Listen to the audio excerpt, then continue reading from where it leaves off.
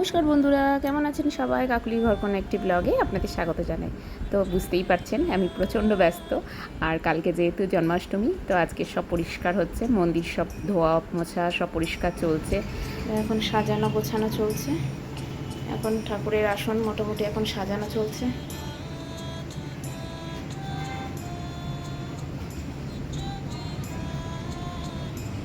উপরেরগুলো এখনও সমস্ত সব সাজানো হবে।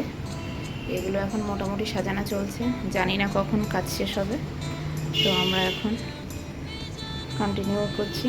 রক্তিমা এদিকে কী করছে, ঠাকুরটাকে নিয়ে কী জানি, এই যে সাজাচ্ছি। তো এদিকে রক্তিমা আর ওর দিদি কাজ করুক। তো চলুন, আমি এদিকে প্রচুর কাজ আছে, সেগুলো সেরে নিই। আমি গোপালের জন্য পায়েসটা বানিয়ে নিলাম, এদিকে আমি পনিরটাও বানিয়ে নেব। আজকে বুঝতেই পারছেন জন্মাষ্টমীর উপলক্ষে আজকে বাড়িতে প্রচুর কাজকর্ম আছে। আর বন্ধুরা, ভিডিওটা প্রথম থেকে শেষ পর্যন্ত আপনারা দেখতে থাকবে। ভালো লাগলে লাইক করবেন, কমেন্ট করবেন, শেয়ার করবেন আর সাবস্ক্রাইব করবেন। আর যারা ফেসবুক থেকে দেখছে তারা অবশ্যই ফলো করবেন আর লাইক করবেন। তো ভিডিওটা প্রথম থেকে শেষ পর্যন্ত দেখতে থাকুন। তো আমি পনিরটা বানিয়ে নিচ্ছি। তরকারিটা ফুটে গেছে, এবার পনিরটা আমি দিয়ে দিচ্ছি।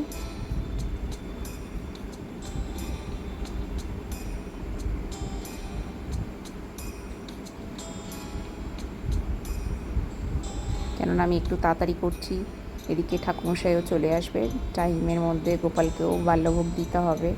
সমস্ত কিছু অনেক সকাল থেকে উঠে শুরু করে দিয়েছি রান্নাবান্না। তো চলুন, হয়ে গেছে। এবার আমি ফ্রাইড রাইসটা বানিয়ে নিই। সবজিগুলো আমি ভেজে নিচ্ছি খুব ভালো করে। এবার এর মধ্যে আমি রাইসটা দিয়ে দিচ্ছি।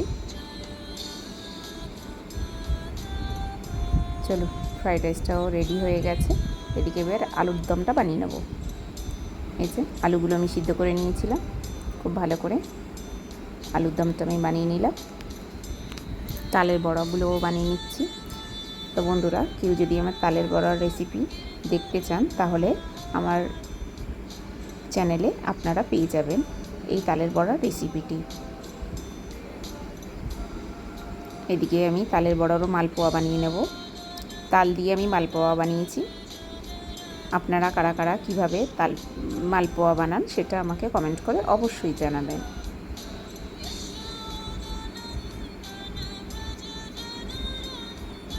আমি মালপোয়াটা তাল দিয়ে বানিয়েছি। তো চলুন, এদিকে আমি গোপালকে বাল্যভোগটা দিয়ে দিই। দেখুন, মোটামুটি গোপালকে আমি সাজিয়ে ফেলেছি।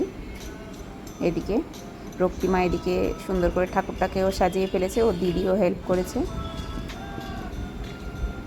খুব সুন্দর করে মন্দিরটাকে সাজিয়ে নিয়েছে। আমি পদ্মগুলো দিয়ে গোপালকে সুন্দর করে আমি বাল্যভোগটা দিয়ে নেব।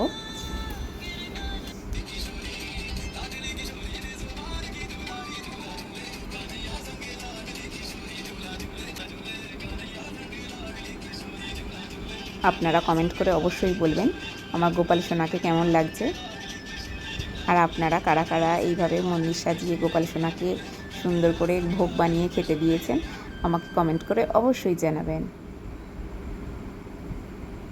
তো দেখুন বন্ধুরা, সকালবেলা আমার গোপাল সোনাকে আমি বাল্যভোগ দিয়েছি।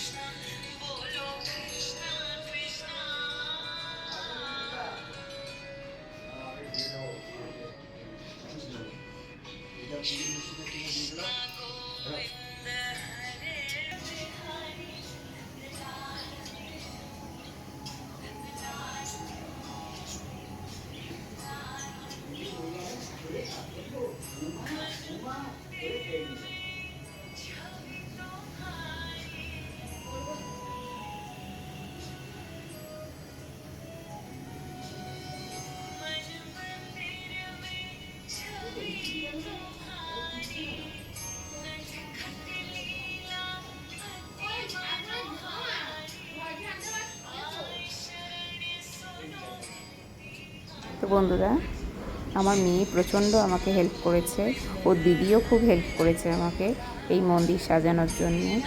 আর আমার গোপাল সোনাকে দেখো কি সুন্দর লাগছে, আমি তো চোখ ফেরাতেই পারছি না আমার গোপাল সোনার দিক থেকে।